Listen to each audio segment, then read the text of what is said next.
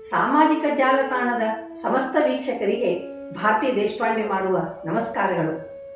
ಆತ್ಮೀಯರೇ, ಉದಯ ಭಾರತಿ ಸಾಹಿತ್ಯ ವೇದಿಕೆಯಲ್ಲಿ ಇಂದು ಪ್ರಸಾರವಾಗುತ್ತಿರುವ ಕಥೆ ಕಲಾವಿದ. ನನ್ನ ತಂದೆಯ ಬದುಕಿನಲ್ಲಿ ಆಕಸ್ಮಿಕವಾಗಿ ನಡೆದ ಪ್ರಸಂಗ ಆತನ ಬದುಕಿಗೆ ಮಹತ್ತರ ಬದಲಾವಣೆಗೆ ಕಾರಣವಾಯಿತು. ಈ ಘಟನೆಯನ್ನು ಆಧಾರಿತ ಕಥೆ ಕಲಾವಿದ. ಶಾನುಭೋಗರ ಪತ್ನಿ ಎಂದಿನಂತೆ ಬಾಗಿಲಿಗೆ ರಂಗವಲ್ಲಿ ಇಡುತ್ತಿದ್ದಾರೆ.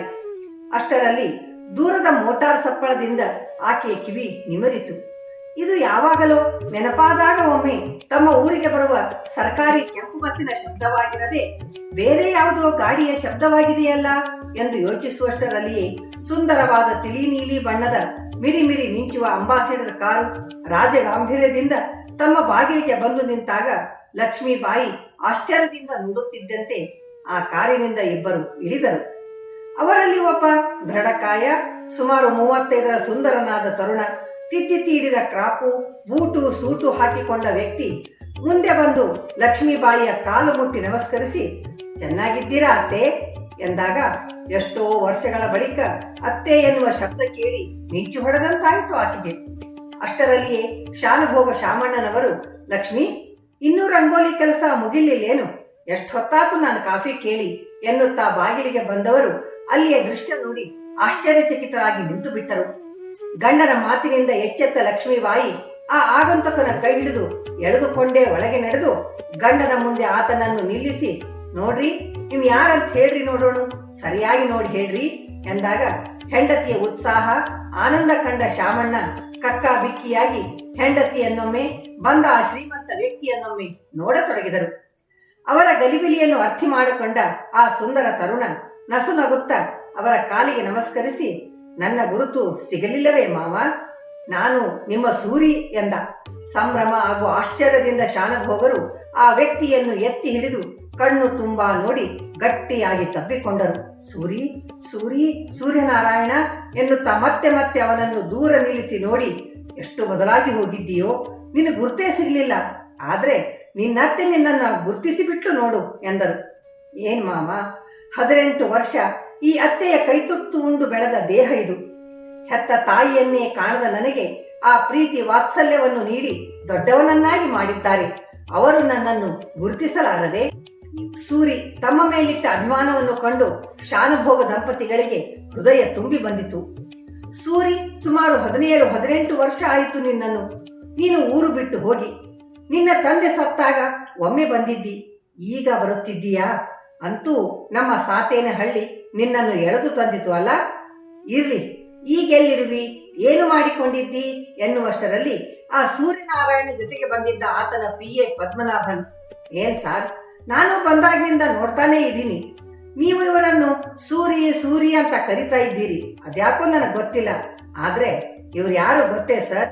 ಫೇಮಸ್ ಆಕ್ಟರ್, ನಟ ರತ್ನಾಕರ, ನಟ ಸಾರ್ವಭೌಮ ಎಂದು ಹೆಸರು ಪಡೆದ ಹೆಸರಾಂತ ನಮ್ಮ ಕನ್ನಡ ನಾಡಿನ ಹೆಮ್ಮೆಯ ನಟ ರಾಜಶೇಖರ್ ಸರ್. ಅಷ್ಟೇ ಅಲ್ಲ, ಪದ್ಮಶ್ರೀ ಪ್ರಶಸ್ತಿ ಪಡೆದ ನಮ್ಮ ಹೆಮ್ಮೆಯ ನಟ ಇವರು. ಆತನ ಮಾತು ಕೇಳಿ ಶಾನುಭೋಗರು ಮತ್ತು ಅವರ ಪತ್ನಿ ಮೂಕ ವಿಸ್ಮಿತರಾಗಿ ತಮ್ಮೆದುರು ಮಂದಸ್ಮಿತರಾಗಿ ಕುಳಿತಿದ್ದ ಸೂರಿಯನ್ನು, ಅಲ್ಲಲ್ಲ, ನಟರತ್ನಾಕರ ರಾಜಶೇಖರನನ್ನು ಕಣ್ಣು ತುಂಬಾ ನೋಡತೊಡಗಿದರು. ನೋಡುತ್ತಿದ್ದಂತೆ ಶಾನುಭೋಗರ ಕಣ್ಣ ಮುಂದೆ 18ರ ಪೋರ, ಬಿಳಿ ಪಂಚೆಯನ್ನು ಮೊಣಕಾಲಿನವರೆಗೂ ಎತ್ತಿ ಕಟ್ಟಿ ಪುಟ್ಟ ಚಂಡಿಕೆ ಬಿಟ್ಟು ಹಣೆಯಲ್ಲಿ ನಾಮವಿಟ್ಟುಕೊಂಡು ಓಡಾಡುತ್ತಿದ್ದ ಸಾತೇನಹಳ್ಳಿಯ ಕಣ್ಮಣಿ ಬ್ರಾಹ್ಮಣ ವಟು ಸೂರ್ಯನಾರಾಯಣ ಸುಳಿಯತೊಡಗಿದ. ಸುಮಾರು 35 ವರ್ಷಗಳ ಹಿಂದೆ ಸಾತೇನಹಳ್ಳಿ ಕೇವಲ 200ರಷ್ಟು ಜನವಸತಿಯಿಂದ ಕೂಡಿದ ಗ್ರಾಮ. ಕೃಷಿಯೇ ಇಲ್ಲೇ ಜನರ ಉದ್ಯೋಗ. ಅಂಥ ಊರಲ್ಲಿ ಎಲ್ಲೋ 10-12 ಬ್ರಾಹ್ಮಣ ಕುಟುಂಬಗಳು. ಅದರಲ್ಲಿ ಒಂದು ಕುಟುಂಬ ನಮ್ಮ ಜೋಯಿಸರದು, ಅದೇ ಸುಬ್ಬಾ ಭಟ್ಟರದು. ಸುಬ್ಬಾ ಭಟ್ಟರು ತಲೆತಲಾಂತರದಿಂದ ಬಂದ ಪೌರೋಹಿತ್ಯವನ್ನೇ ತಮ್ಮ ಕುಲಕಸುಬನ್ನಾಗಿ ಮಾಡಿಕೊಂಡು ಅದರಿಂದಲೇ ಉಪಜೀವನ ನಡೆಸುತ್ತಿದ್ದ ಸಾತ್ವಿಕ ವ್ಯಕ್ತಿ. ಅವರ ಏಕಮಾತ್ರ ಸಂತಾನ ಈ ಸೂರ್ಯನಾರಾಯಣ. ಹುಟ್ಟುತ್ತಲೇ ತಾಯಿಯನ್ನು ಕಳೆದುಕೊಂಡ ಈ ಸೂರಿ ಎತ್ತಿದವರ ಕೂಸಾಗಿ ಬೆಳೆಯತೊಡಗಿದ. ಸೂರ್ಯನಾರಾಯಣ ಶ್ಯಾಮಲ ವರ್ಣದವನಾಗಿದ್ದರೂ ದಷ್ಟಪುಷ್ಟನಾಗಿದ್ದರಿಂದ ನೋಡುವರ ಕಣ್ಣು ಸೆಳೆಯುತ್ತಿದ್ದ. ತಾಯಿ ಇಲ್ಲದ ಈ ತಬ್ಬಲಿ ಮಕ್ಕಳಿಲ್ಲದ ಶಾನುಭೋಗ ದಂಪತಿಗಳ ಮನೆಯಲ್ಲಿ ಬೆಳೆದು ಅವರಿಗಿದ್ದ ಕೊರೆಯನ್ನು ನೀಗಿಸಿದ್ದ. ಸುಬ್ಬಾ ಭಟ್ಟರು ಮಗ ತಮ್ಮಂತೆ ಕೇವಲ ಪುರೋಹಿತನಾಗದೆ ವಿದ್ಯಾವಂತನಾಗಲಿ ಎಂದು 6ನೇ ವರ್ಷಕ್ಕೆ ಶಾಲೆಗೆ ಹಾಕಿದರು. ಆದರೆ ಯಾವಾಗಲೂ ತುಂಟ ಕೃಷ್ಣನಂತೆ ಮನೆ ಮನೆ ತಿರುಗಿ ಬೆಳೆದಿದ್ದ ಸೂರಿಗೆ 4 ಗೋಡೆಗಳ ಮಧ್ಯೆ ಕುಳಿತು ಪಾಠ ಹೇಳಿಸಿಕೊಳ್ಳುವುದು ಎನ್ನುವುದು ಶಿಕ್ಷೆ ಎನಿಸತೊಡಗಿತು. ಹೇಗೋ ಅಂತೂ 7ನೇ ವರ್ಗದವರೆಗೂ ಬಂದು 7ನೇ ವರ್ಗದ ಪಬ್ಲಿಕ್ ಪರೀಕ್ಷೆಯಲ್ಲಿ ಡುಮ್ಕಿ ಹೊಡೆದು ಶಾಲೆಗೆ ಶರಣು ಹೊಡೆದ. ಸರಿ, ಮಗ ವಿದ್ಯೆಯನ್ನಂತೂ ಕಲಿಯಲಿಲ್ಲ, ಪೌರೋಹಿತ್ಯನ್ನಾದರೂ ಸರಿಯಾಗಿ ಕಲಿಯಲಿ, ಅವನ ಉಪಜೀವನಕ್ಕಾದರೂ ಆಗುತ್ತದೆ ಎಂದರೆ ಆ ತುಂಟ ಅದರಲ್ಲೂ ಆಸಕ್ತಿ ವಹಿಸಲಿಲ್ಲ. ಈತನಿಗೆ ನಾಟಕವೆಂದರೆ ತುಂಬಾ ಪ್ರೀತಿ. ಊರಲ್ಲಿಯ ಮಕ್ಕಳನ್ನು ಕಟ್ಟಿಕೊಂಡು ದೀಪಾವಳಿ, ಊರ ಜಾತ್ರೆ, ಗಣೇಶೋತ್ಸವ ಎನ್ನುತ್ತಾ ನಾಟಕ ಆಡುತ್ತಾ ಉಂಡು ತಿರುಗುತ್ತಿದ್ದ. 18ರ ಸೂರಿ ಒಮ್ಮೆ ಬಬ್ರುವಾಹನಾಗಿ, ಒಮ್ಮೆ ಕರ್ಣನಾಗಿ, ಅರ್ಜುನನಾಗಿ, ಶ್ರವಣ ಕುಮಾರನಾಗಿ ಮೆರೆದಾಗ ಸಾತೇನಹಳ್ಳಿಯ ಜನತೆ ಈ ಪೋರನ ಅಭಿನಯ ಕಂಡು ಕೊಂಡಾಡುತ್ತಿದ್ದರು. ಆದರೆ ಸುಬ್ಬಾ ಭಟ್ಟರು ಮಾತ್ರ ಮಗ ಯಾವುದೂ ನೆಲೆಗೆ ಹತ್ತುತ್ತಿಲ್ಲವಲ್ಲ ಎಂದು ಕೊರಗುತ್ತಿದ್ದರು. ಆದರೆ ಮುದ್ದಿನ ಮಗನನ್ನು ದಂಡಿಸಲಾರರು. ಈ ಸೂರ್ಯನಾರಾಯಣ ತುಂಟ, ಆದರೆ ಪುಂಡನಲ್ಲ. ಆತನಿಗೆ ಒಳ್ಳೆಯದು ಕೆಟ್ಟದರ ಬಗ್ಗೆ ಅರಿವಿತ್ತು. ಹಿರಿಯರ ಬಗ್ಗೆ ಗೌರವ ಭಕ್ತಿಗಳಿದ್ದವು. ಊರಲ್ಲಿ ಯಾರಿಗಾದರೂ ತೊಂದರೆ ಆದರೆ ಅಲ್ಲಿ ಸೂರ್ಯ ಸಹಾಯ ಹಸ್ತ ಸಿದ್ಧ. ಯಾರಾದರೂ ಮದುವೆ ಮುಂಜಿಗಳಿದ್ದರೆ ಅಲ್ಲಿ ಸೂರ್ಯನಾರಾಯಣ ಮಿತ್ರ ಮಂಡಳಿ ದೈಹಿಕವಾಗಿ ದುಡಿದು ಉಂಡುಟ್ಟು ಹೋಗುತ್ತಿದ್ದರು. ಸೂರಿ 18ರ ಪೋರನಾದರೂ ಆತನ ನಡಿಗೆಯಲ್ಲಿ ದೃಢತೆ ಇತ್ತು, ಮಾತಿನಲ್ಲಿ ಚಾಣಾಕ್ಷತೆ ಇತ್ತು. ಆತ ತನ್ನ ಮಾತಿನ ಮೋಡಿಯಿಂದ ಇಡೀ ಸಾತೇನಹಳ್ಳಿಯನ್ನೇ ಕಟ್ಟಿ ಹಾಕಿದ್ದ. ಊರಲ್ಲಿ ಜಾತಿ ಮತವೆಂಬ ಭೇದವಿರಲಿಲ್ಲ. ಸಾತೇನಹಳ್ಳಿ ಒಂದು ಮಾದರಿಯ ಹಳ್ಳಿಯಾಗಿತ್ತು. ಈ ಸೂರ್ಯನಾರಾಯಣ ಹಳ್ಳಿಯ ಚೇತನವಾಗಿದ್ದ. ಹಾಗಿರಬೇಕಾದರೆ ಒಮ್ಮೆ ಈ ಹಳ್ಳಿಯ ಹನುಮಪ್ಪನ ಜಾತ್ರೆಗೆ ಒಂದು ನಾಟಕ ಕಂಪನಿ ಬಂದಿತು. ಮೊದಲೇ ನಾಟಕ ಪ್ರಿಯನಾದ ಸೂರಿ ಆ ನಾಟಕ ಕಂಪನಿಯ ಮಾಲೀಕ ಬಸವರಾಜಪ್ಪನ ಸ್ನೇಹ ಸಂಪಾದಿಸಿ ನಿತ್ಯವೂ ನಾಟಕ ನೋಡಲು ಹೋಗುತ್ತಿದ್ದ. ಈ ಹುಡುಗನ ನಾಟಕದಲ್ಲಿ ಆಸಕ್ತಿ ಕಂಡು ಬಸವರಾಜ ಆತನಿಗೆ ತಮ್ಮ ನಾಟಕ ಕಂಪನಿ ಸೇರುವ ವಿಷಯ ಹೇಳಿದ. ಸುಬ್ಬಾ ಭಟ್ಟರು ಸಿಡಿದೆದ್ದರು. ಏನು, ಬ್ರಾಹ್ಮಣ ಜಾತಿಯಲ್ಲಿ ಹುಟ್ಟಿ ನಾಟಕ ಕಂಪನಿ ಸೇರ್ತೀಯೇನೋ? ಇದು ನಾನು ಜೀವಂತ ಇರುವವರೆಗೂ ಮಾತ್ರ ಸಾಧ್ಯವಿಲ್ಲ ಎಂದು ಖಡಾಖಂಡಿತವಾಗಿ ನಿರಾಕರಿಸಿದರು. ತನ್ನ ಮೇಲೆ ಜೀವ ಇಟ್ಟ ತನ್ನ ತಂದೆಯ ಮನಸ್ಸನ್ನು ನೋಯಿಸದೆ ಸೂರಿ ಸುಮ್ಮನಾದ. ಆದರೂ ತಂದೆಯ ಕಣ್ತಪ್ಪಿಸಿ ನಾಟಕ ನೋಡಲು ಹೋಗುತ್ತಿದ್ದ. ಅಂದು ನಾಟಕದ ಕೊನೆಯ ಪ್ರಯೋಗವಾಗಿತ್ತು. ಎಂದಿನಂತೆ ಸೂರಿ ತನ್ನ ಸ್ನೇಹಿತರ ಜೊತೆ ಮುಂದಿನ ಸಾಲಿನಲ್ಲಿ ಮಂಡಿಸಿದ್ದ. ಕೊನೆಯ ಪ್ರಯೋಗವಾಗಿದ್ದರಿಂದ ಸುತ್ತಲಿನ 10 ಹಳ್ಳಿಯ ಜನ ಕೂಡ ನೆರೆದಿದ್ದರು. ಎಲ್ಲರೂ ಕುತೂಹಲದಿಂದ ಇನ್ನೇನು ನಾಟಕ ಪ್ರಾರಂಭವಾಗುತ್ತದೆ ಎಂದು ಕಾಯುತ್ತಿದ್ದರು. ಆದರೆ ಅರ್ಧ ಗಂಟೆ ಕಳೆದರೂ ಪರದೆ ಮೇಲೇಳುವ ಸೂಚನೆ ಕಾಣದಾದಾಗ ಜನ ಕೂಗತೊಡಗಿದ್ದರು. ಸೂರಿಗೆ ಸಂಶಯ ಬಂದಿತು. ಎದ್ದು ಹೋಗಿ ಬಸವರಾಜಪ್ಪನನ್ನು ನೋಡುತ್ತಾನೆ. ತಲೆಯ ಮೇಲೆ ಕೈ ಹೊತ್ತು ಕುಳಿತಿದ್ದಾನೆ. ಏನಾಯಿತು, ಏಕೆ ನಾಟಕ ಪ್ರಾರಂಭವಾಗುತ್ತಿಲ್ಲ ಎಂದು ಕೇಳಿದಾಗ, ಏನ್ ಹೇಳಿ ಸೂರಪ್ಪ, ಇಂದಿನ ನಮ್ಮ ನಾಟಕ ಗೌಡದ ಪಾತ್ರಧಾರಿ ಮಲ್ಲೇಶಿ ಕೈ ಕೊಟ್ಟಾನ. ಎಲ್ಲಾ ಕಡೆ ಹುಡುಕಿಸಿದ್ದಾತು. ಕುಡಿದು ಯಾವಾಕಿ ಮಗ್ಗಲ್ದಾಗ ಬಿದ್ದಾನೋ ಏನೋ. ಆ ಗೌಡನ ಪಾತ್ರ ನಮ್ಮ ಕಂಪ್ನಿಯಾಗ ಯಾರಿಗೂ ಮಾಡಾಕ ಬರಂಗಿಲ್ಲ. ಇಂದು ದಿನಕ್ಕಿಂತ ಹೆಚ್ಚಿನ ಕಲೆಕ್ಷನ್ ಆಗೈತಿ. ಇನ್ನು ನಾಟಕ ಶುರು ಮಾಡದಿದ್ರ ಜನ ಮತ ತಗೋತಾರಷ್ಟ ಎಂದ. ಒಂದು ಕ್ಷಣ ಯೋಚನೆ ಮಾಡಿದ ಸೂರ್ಯನಾರಾಯಣ ನಿಧಾನವಾಗಿ ಕೇಳಿದ, ಬಸವರಾಜಪ್ಪನವರೇ, ನನಗೆ ಆ ಪಾತ್ರ ಕೊಟ್ಟರೆ ನಾನು ಮಾಡುತ್ತೇನೆ. ಏನಂದ್ರಿ ಸೂರಪ್ಪ, ಇದೇನು ಬಯಲಾಟ ಅಂತ ತಿಳಿದಿರೇನು? ನೀವು ಒಂದು ದಿವಸನೂ ನಾಟಕ ಪ್ರಾಕ್ಟೀಸ್ ಮಾಡಿಲ್ಲ. ಆ ಪಾತ್ರದ ಮಾತೇನು ಅಂತ ನಿಮಗೆ ಗೊತ್ತಿಲ್ಲ. ಅಷ್ಟ ಅಲ್ಲ, 18ರ ಬಚ್ಚ ನೀವು ಆ 50ರ ಗೌಡನ ಪಾತ್ರ ಮಾಡ್ತೀರೇನು? ಯಾಕಾಗಬಾರ್ದು? ಒಂದು ಅವಕಾಶ ಕೊಟ್ಟು ನೋಡ್ರಿ. ಇಂದು ನಿಮ್ಮ ಮರ್ಯಾದೆ ಉಳಿಲಿಲ್ಲ ಅಂದ್ರೆ ಇನ್ನು ಮುಂದೆಂದು ನಾನು ಮುಖಕ್ಕೆ ಬಣ್ಣ ಹಚ್ಚುವುದಿಲ್ಲ. ಆ ಬ್ರಾಹ್ಮಣ ತರುಣನ ದೃಢವಾದ ಮಾತು ಕೇಳಿ ಬಸವರಾಜಪ್ಪ ಮೂಕನಾದ. ಆತನ ಮಾತಿನ ಮೋಡಿಗೆ ಮರಳಾಗಿ ತನಗೂ ಬೇರೆ ದಾರಿ ಇಲ್ಲದೆ ಒಪ್ಪಿಗೆ ಇತ್ತ. ಅಂತೂ ನಾಟಕ ಪ್ರಾರಂಭವಾಯಿತು. ಗೌಡರ ಪಾತ್ರದಲ್ಲಿ ಸೂರ್ಯನಾರಾಯಣ ಮಿಂಚು ತೊಡಗಿದ. ಆತ 18ರ ಪೋರನೆಂದು ಆಣೆ ಮಾಡಬೇಕಿತ್ತು. ಹಾಗಿತ್ತು ಆತನ ಅಭಿನಯ. ನಾಟಕದ ಕೊನೆಯ ದೃಶ್ಯ. ನಾಟಕದಲ್ಲಿಯ ಗೌಡ ಶ್ರೀಮಂತ, ಆದರೆ ದುಷ್ಟ. ಆತನಿಗೆ ಹೆಣ್ಣಿನ ಚಪಲ.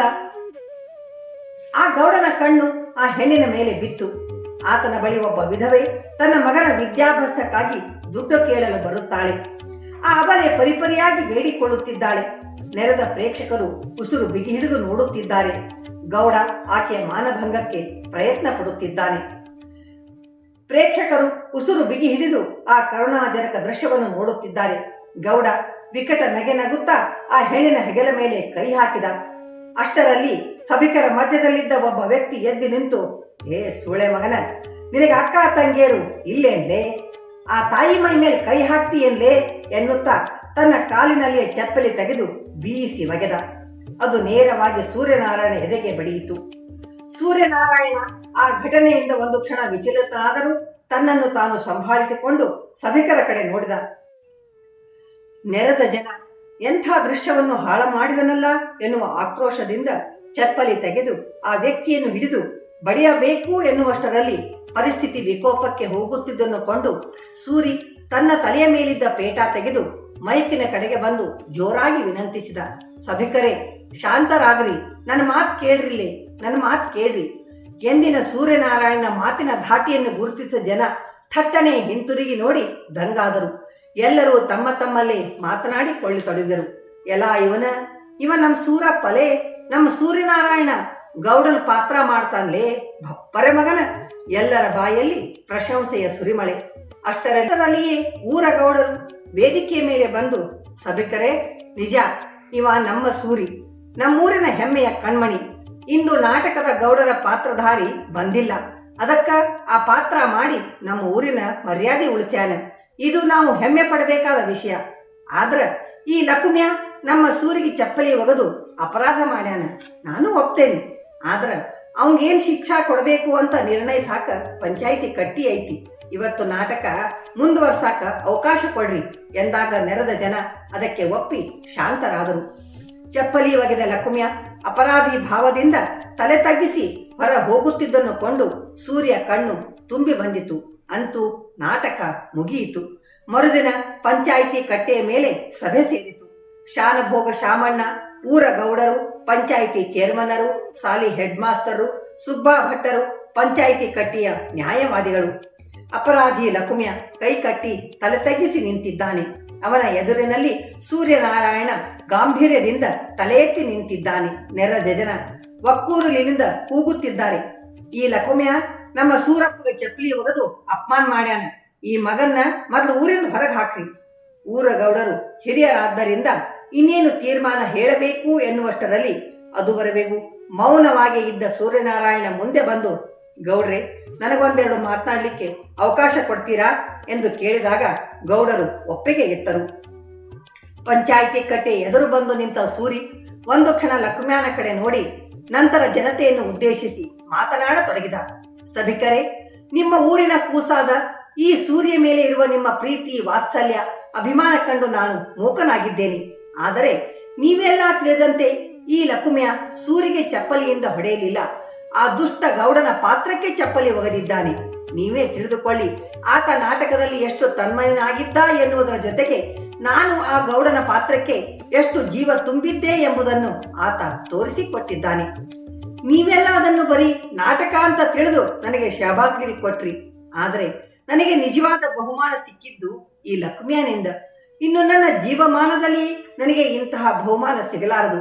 ನಿಮಗೆ ಕೈ ಮುಗಿದು ಕೇಳಿಕೊಳ್ಳುತ್ತೇನೆ, ಒಬ್ಬ ಕಲಾವಿದನ ನಿಜವಾದ ಕಲೆಯನ್ನು ಗುರುತಿಸಿದ ಈ ಕಲಾಭಿಮಾನಿಯನ್ನು ಬಿಟ್ಟು ಬಿಡಿ. ಇಷ್ಟೇ ನಾನು ನಿಮ್ಮನ್ನು ಕೇಳಿಕೊಳ್ಳುವುದು ಎಂದಾಗ ಸೂರ್ಯ ಗಂಟಲು ಉಬ್ಬಿ ಬಂದಿತ್ತು. ಸೂರ್ಯ ಮಾತಿಗೆ ಲಕುಮ್ಯ ಓಡಿ ಬಂದು ಆತನ ಕಾಲು ಹಿಡಿದುಕೊಂಡು ಅಳತೊಡಗಿದ. ಅವನನ್ನು ಎತ್ತಿ ಹಿಡಿದ ಸೂರಿ, ಲಕುಮ್ಯ, ಏನ್ ಮಾಡಿ ಹತ್ತಿ? ನೀನು ದೊಡ್ಡವ, ನನ್ನ ಕಾಲು ಹಿಡಿಬಹುದೇನು? ನಿನ್ನ ಕೈ ಯಾವತ್ತೂ ನನ್ನ ತಲೆ ಮೇಲೆ ಇರಬೇಕು. ನಿನ್ನ ಆಶೀರ್ವಾದ ನನ್ನ ಮುಂದಿನ ಭವಿಷ್ಯ ರೂಪಿಸಲಿ ಎಂದಾಗ ನೆರೆದ ಜನ ಚೋಟುದ್ದ ಹುಡುಗನ ಪ್ರಬುದ್ಧ ನುಡಿಗಳನ್ನು ಕೇಳಿ ಮೂಕ ವಿಸ್ಮಿತರಾದರು. ಸುಬ್ಬಾ ಭಟ್ಟರಿಗೆ ಮಗನ ಮಾತಿನಿಂದ ನಾಚಿಕೆಯಾಯಿತು. ಕಟ್ಟೆಯಿಂದ ಇಳಿದವರೇ ಮಗನ ಕೈ ಹಿಡಿದು ಎಳೆದುಕೊಂಡು ನಾಟಕ ಕಂಪನಿ ಮಾಲೀಕನ ಮುಂದೆ ನಿಲ್ಲಿಸಿ ಎರಡು ಕೈ ಮುಗಿದು ಗದ್ಗದ ಧ್ವನಿಯಿಂದ, ಬಸವರಾಜಪ್ಪ, ಹೆತ್ತ ತಂದಿ ತನ್ನ ಮಗನ ಪ್ರತಿಭೆಯನ್ನು ಗುರುತಿಸಲಿಲ್ಲ. ಆದ್ರೆ ಒಬ್ಬ ಅವಿದ್ಯಾವಂತ ಅಶಿಕ್ಷಿತ ಲಕುಮ್ಯ ನನ್ನ ಮಗನ ಕಲೆಯನ್ನು ಗುರುತಿಸಿ ನನ್ನ ಕಣ್ಣು ತೆರೆಸ್ಯಾನ.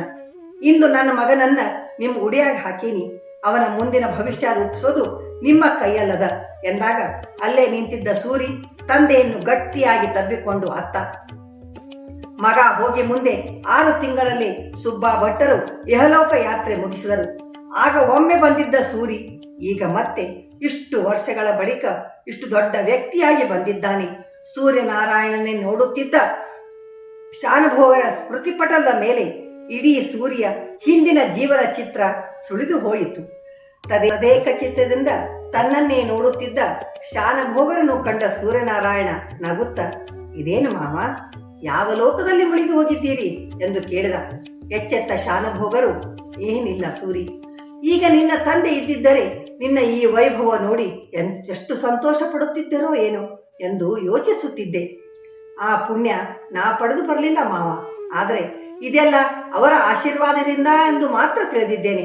ಆದ್ದರಿಂದ ಅವರ ನೆನಪಿಗಾಗಿ ಈ ಊರಲ್ಲಿ ನಮ್ಮ ಮನೆ ಇರುವ ಜಾಗದಲ್ಲಿ ನನ್ನ ತಂದೆ ತಾಯಿಯ ಹೆಸರಿನಲ್ಲಿ ಒಂದು ಕಲಾಶಾಲೆಯನ್ನು ತೆರೆಯಬೇಕೆಂದು ಮಾಡಿದ್ದೇನೆ ಮಾವ. ಅದು ತಮ್ಮ ಮೇಲ್ವಿಚಾರಣೆಯಲ್ಲಿ ಮೇಲೇಳಬೇಕೆಂಬುದೇ ನನ್ನ ಅಪೇಕ್ಷೆ ಎಂದಾಗ ಶಾನುಭೋಗರು, ಅವನು ಇಷ್ಟು ದೊಡ್ಡ ವ್ಯಕ್ತಿಯಾದರೂ ತಮ್ಮ ಮೇಲೆ ಅದೇ ಪ್ರೀತಿ ಅಭಿಮಾನವನ್ನು ಇಟ್ಟಿದ್ದಾನಲ್ಲ ಎಂದು ಸಂತೋಷಪಟ್ಟರು. ಸೂರಿ ಎಲ್ಲ ಮಾತನಾಡಿ ಮತ್ತೆ ಬರೋದಾಗಿ ಹೇಳಿ ಹೊರಡಲು ಎದ್ದು ನಿಂತ. ಅಷ್ಟರಲ್ಲಿ ಹೊರಗೆ ಹೋಗಿದ್ದ PA ಪದ್ಮನಾಭನ್ ಗಡಿಬಿಡಿಯಿಂದ ಒಳಗೆ ಬಂದು ಸೂರಿಗೆ, ಸಾರ್ ತಡಿರಿ, ಈಗ ನೀವು ಹೊರಗೆ ಹೋಗದಿರುವುದೇ ಒಳಿತು. ನೀವು ಬಂದ ಸುದ್ದಿ ಊರ ತುಂಬ ಹರಡಿ ನಿಮ್ಮನ್ನು ನೋಡಲು ಜನಜಾತ್ರೆಯೇ ನೆರೆದಿದೆ. ಇಲ್ಲಿ ಪೊಲೀಸ್ ಬಂದೋಬಸ್ತ್ ಕೂಡ ಇಲ್ಲ ಸಾರ್. ಯೋಚಿಸಬೇಡಿ ಪದ್ಮನಾಭನ್, ಈ ಜನ ನಿಮ್ಮ ನಟ ರಾಜಶೇಖರನನ್ನು ಕಾಣಲು ಬಂದಿಲ್ಲ, ತಮ್ಮ ಸೂರ್ಯನು ನೋಡಲು ಬಂದಿದ್ದಾರೆ. ಇಲ್ಲಿ ನನ್ನ ಒಂದು ಕೂದಲು ಕೂಡ ಕೊಂಕಲಾರದು ಎನ್ನುತ್ತಾ ಹೊರಗೆ ಬಂದ ತಮ್ಮ ಸೂರ್ಯನ್ನು ಕಂಡ ಜನ ಭಾವೋದ್ರೇಕದಿಂದ ಸೂರಪ್ಪ ಎನ್ನುತ್ತಾ ಮಾಲೆ ಹಾಕಲು ಧಾವಿಸತೊಡಗಿದರು. ಸೂರಿ ಒಬ್ಬೊಬ್ಬರನ್ನೇ ಮಾತನಾಡಿಸುತ್ತಾ ಅವರ ಕುಶಲ ಪ್ರಶ್ನೆ ಮಾಡುತ್ತಾ ಮುಂದೆ ನಡೆದಿದ್ದರೂ ಆತನ ಕಣ್ಣು ಬೇರೆ ಏನೋ ಹುಡುಕುತ್ತಿದ್ದವು. ಅಷ್ಟರಲ್ಲಿ ದೂರದಲ್ಲಿ ಅವನ ದೃಷ್ಟಿ ಹೋಯಿತು. ಆತನ ಕಣ್ಣುಗಳು ಅರಳಿದವು. ದೂರದಲ್ಲಿ ಲಕುಮ್ಯ ಭಾವೋದ್ರೇಕದಿಂದ ಮೂಕವಿಸ್ಮೃತನಾಗಿ ಸೂರ್ಯನ್ನೇ ನೋಡುತ್ತಿದ್ದಾನೆ. ಸೂರಿ ಆತನನ್ನು ಕಂಡು ಧಾಪುಗಾಲು ಹಾಕುತ್ತಾ ಸಮೀಪಿಸಿ ಬಲು ಮೃದುವಾಗಿ ಲಕುಮ್ಯ ಎಂದಾಗ ಆ ಕರೆಯಲ್ಲಿ ವಾತ್ಸಲ್ಯದ ಮಹಾಪೂರ್ವೇ ಹರಿದಿದ್ದನ್ನು ಗುರುತಿಸಿದ ಆತ ಗದ್ಗದ ಧ್ವನಿಯಿಂದ ಸೂರಪ್ಪಣ್ಣ, ನನ್ನ ಸೂರಪ್ಪಣ್ಣ ಎನ್ನುತ್ತಾ ಆತನನ್ನು ಎತ್ತಿ ಹಿಡಿದ. ತನ್ನ ಕೊರಳಿಗೆ ಬಿದ್ದ ಎಲ್ಲ ಮಾಲೆಗಳನ್ನು ತೆಗೆದು ಲಕುಮ್ಯನ ಕೊರಳಿಗೆ ಹಾಕಿ, ಲಕುಮ್ಯ, ನಿನ್ನ ಸ್ಥಾನ ನನ್ನ ಕಾಲ ಬಳಿಯೊಳಗಲ್ಲ, ನನ್ನ ಈ ಎದೆಯಲ್ಲಿ ಎಂದು ಗಟ್ಟಿಯಾಗಿ ಆತನನ್ನು ತಬ್ಬಿಕೊಂಡ.